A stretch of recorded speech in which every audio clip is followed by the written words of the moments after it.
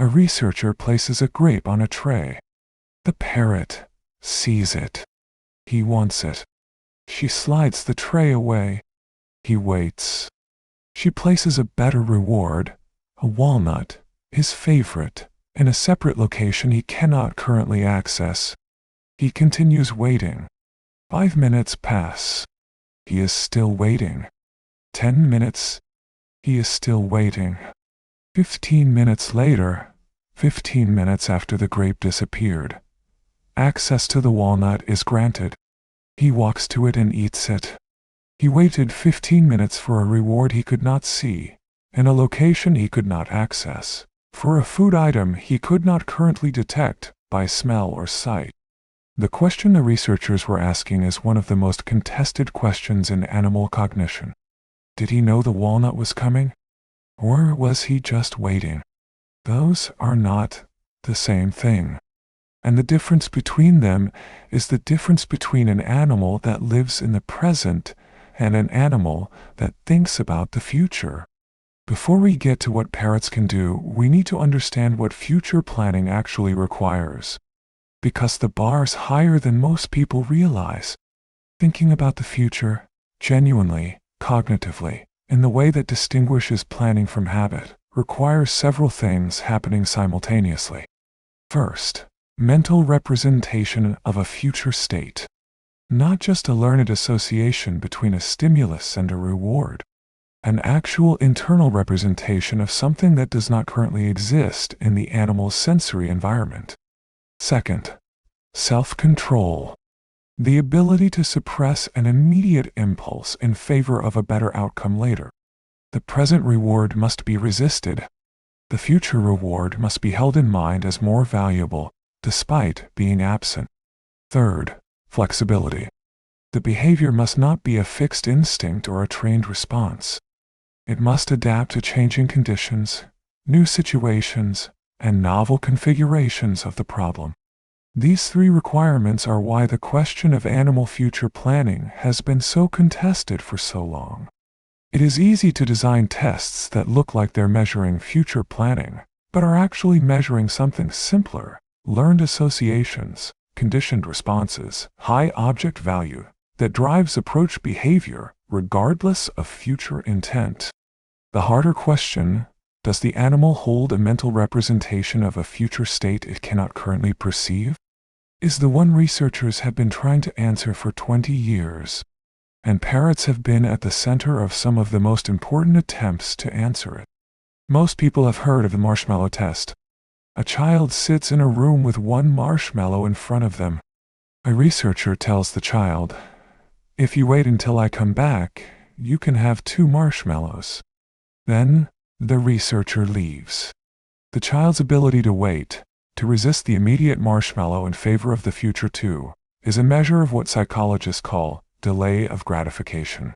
It was originally developed by Walter Mischel at Stanford in the late 1960s and became one of the most famous experiments in developmental psychology. The ability to delay gratification is considered a core component of future-oriented thinking.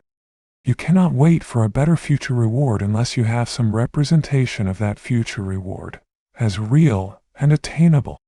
Researchers adapted versions of this test for animals, and when they tested parrots, what they found forced them to redesign the test. Because the parrots kept doing better than expected. Let me start with Griffin's cockatoos, because their results set up everything that came later. Alice Auersperg and her colleagues at the University of Vienna ran a series of experiments on Griffin's cockatoos, a medium-sized parrot species from Indonesia known for their cognitive flexibility and their tendency to manufacture tools from materials they find in their environment. The experiment: a cockatoo is shown a high-quality food item, let's say a cashew. Then the cashew is taken away and replaced with a lower-quality item, a piece of carrot. The cockatoo can eat the carrot immediately, or it can wait for the cashew to be returned. Griffin's cockatoos waited, not indefinitely, but significantly. Up to 80 seconds for a qualitatively better reward. Up to 20 seconds for a larger quantity of the same reward. The results were interesting, but not yet decisive. An 80-second wait could potentially be explained by conditioned behavior.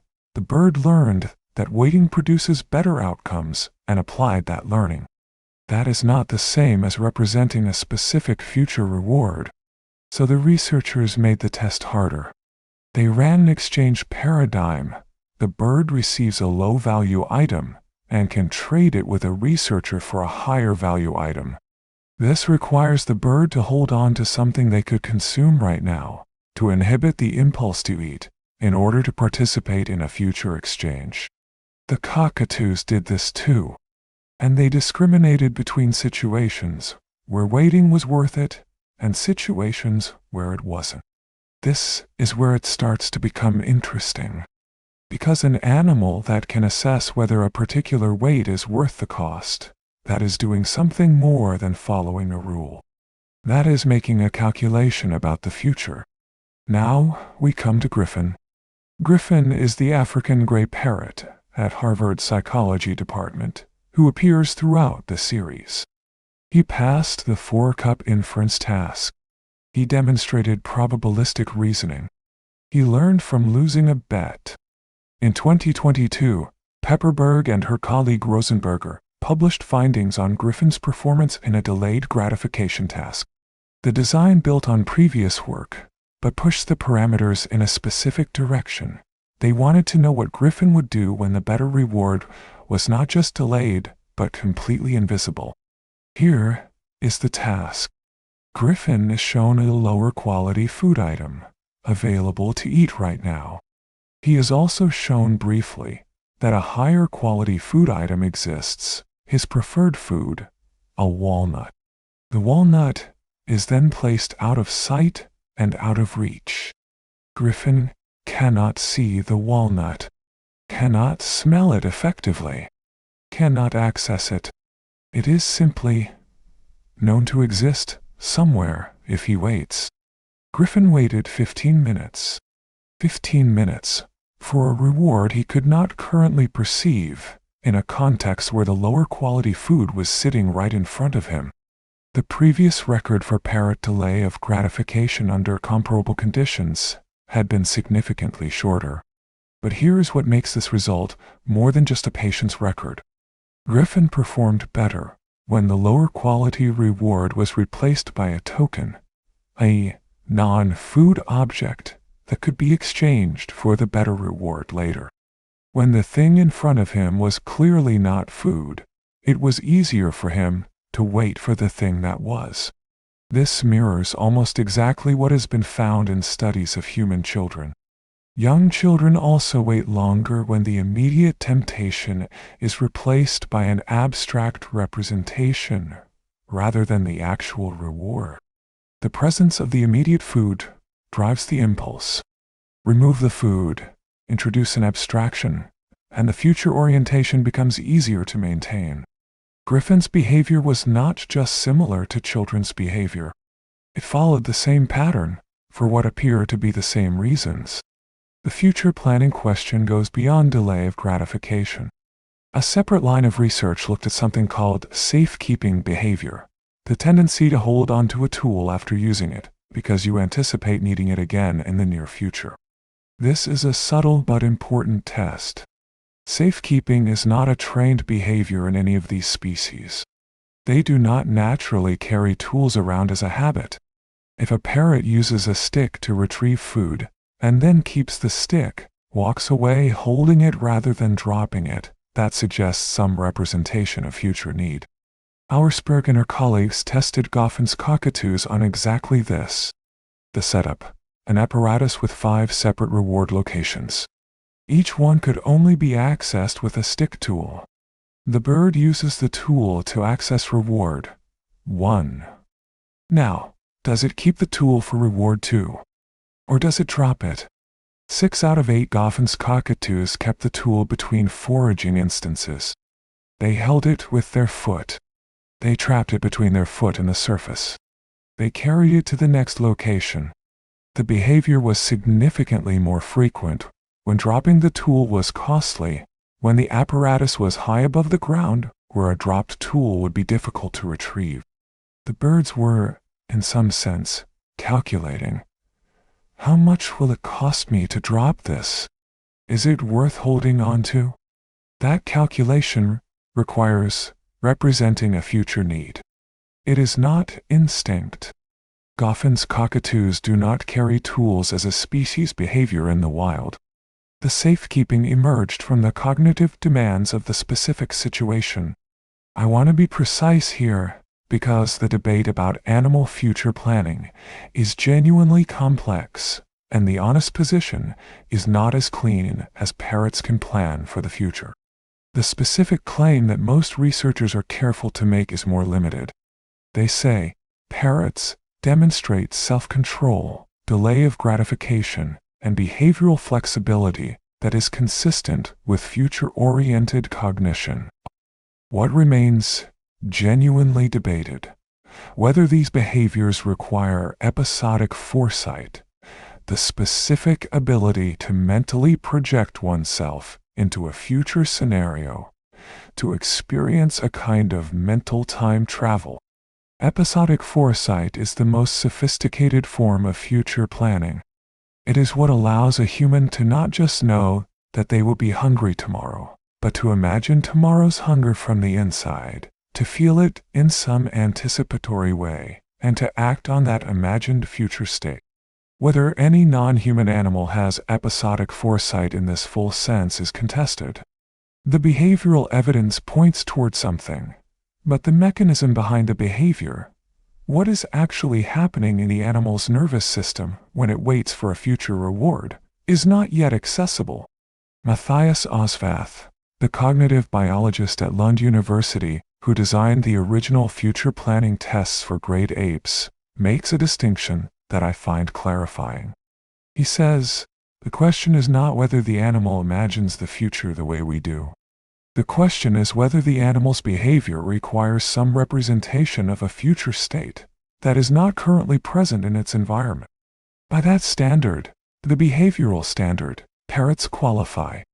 Griffin waiting 15 minutes for an invisible walnut is not explained by current sensory stimulation. He is responding to something internal, something that represents a future state. What that representation feels like from the inside, if it feels like anything, remains unknown. There is a dimension of this research that connects directly to what we know about parrot intelligence more broadly. Self-control, the ability to suppress an immediate impulse in favor of a better future outcome, is not just a measure of patience. It is a measure of the relationship between the present and the future in an animal's cognitive system. An animal with no future representation cannot exercise self-control in any meaningful sense. It can be conditioned to wait, but conditioning is not self-control. Conditioning is an association learned through repetition. Self-control requires knowing that the wait will produce something, representing that something, choosing to wait based on that representation. Daisy Ray Brooks and August von Bayern at the Max Planck Institute for Ornithology ran a comparison of self-control across multiple parrot species, published in 2022. Their rotating disc paradigm allowed them to compare African greys, Griffin's cockatoos, and several other species on the same task, which had not been done before. The results showed significant variation across species, but the African grey's performance was at the high end of the parrot range. And here is what struck me about the way Brooks described the results. She said that the variation across species correlated with social complexity. Species that live in larger, more complex social groups showed higher self-control capacities, which suggests that the ability to wait for a future reward may have evolved partly as a social skill. In a complex flock, you often have to wait your turn. You have to suppress impulses. You have to represent your future access to a resource even when you cannot currently have it. The future orientation that shows up in the lab may be the cognitive signature of a social life that required it. Here is what I want to leave you with about the parrot in your home. We have talked throughout this series about the 5 sensory channels your parrot uses to read your emotional state. We have talked about the model they build of you over years of observation. We have talked about the cognitive architecture that runs for 60 years, accumulating. Now, add future orientation. Your parrot is not living entirely in the present. They know, in whatever sense parrots know things, that there is a future, that their behavior now has implications for what happens later, that waiting sometimes produces better outcomes than acting. When your parrot waits patiently for something they want, instead of immediately demanding it, they are demonstrating exactly the cognitive capacity that these experiments are trying to measure. And when they learn that certain behaviors at certain times produce certain outcomes, they are doing something that requires, at minimum, a rudimentary model of cause and effect across time. That is not nothing. That is the beginning of something that, in the most cognitively sophisticated parrots studied so far, extends to waiting 15 minutes for a reward they cannot see. Let me go back to the beginning. A researcher places a grape on a tray. The parrot wants it. She slides it away. And Griffin waits. He has been in this lab for years. He knows the routines. He knows that certain configurations of this experiment produce certain outcomes. He has run the calculation, in whatever sense a parrot runs calculations, and determined that waiting is worth it. The walnut is out there somewhere. He knows this. He cannot see it, cannot smell it effectively, cannot access it. He waits. 15 minutes is a long time. It is a long time for a human to wait for something they want, when something lesser is sitting right in front of them. It is a very long time for an animal that was not supposed to be capable of this. I find myself thinking about what Griffin knows in those 15 minutes that the researchers cannot directly access. The internal representation that the behavioral data points toward but cannot open. The walnut that exists for him in some form of forward projection that we do not yet have the science to characterize. Whatever is happening in that small brain during those 15 minutes, it is not happening in the present. It is happening in the future. His future. Has your parrot ever waited for something? Not because they were told to. Not because they had no other option.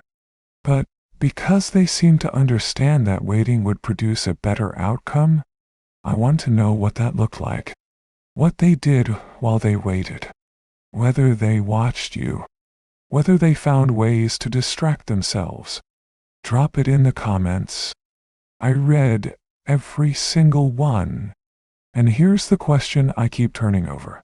If the ability to delay gratification evolved partly from the demands of complex social life, from living in flocks, where you have to wait your turn and suppress impulses and represent your future access to resources, what did your parrot's ancestors need to wait for? And what did that waiting build in the brain that is now, in a very different context, waiting 15 minutes for a walnut it cannot see? See you in the next one.